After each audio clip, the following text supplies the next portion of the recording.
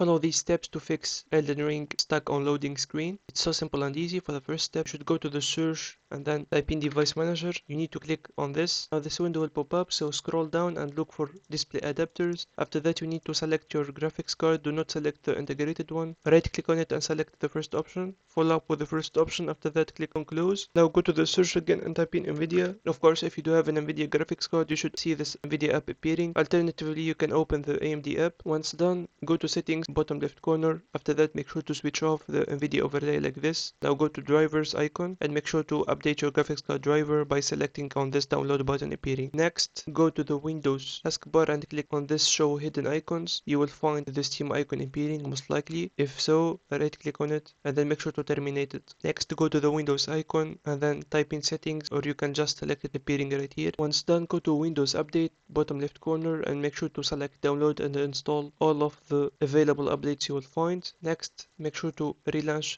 or reopen Steam. Now go to the Steam icon, top left corner, and then select settings. Go to storage, select the right drive that you have Elden Ring downloaded on. After that, click on this settings, click repair library. Now go to in-game and make sure to switch off the first option, which is Steam overlay. You can close this. Now go to the view options, which is the second tab. After that, click on library. In the left menu, you should just select Elden Ring. Don't have it installed, so you do. After that, click on this manage option and then click on properties. Go to installed files and click verify integrity of game files. It is a must to wait for the process to finish till the end, so any corrupted or missing files will be automatically recovered and fixed. Now the issue should be gone. If you do find this video is helpful, consider subscribing and see you on the next one.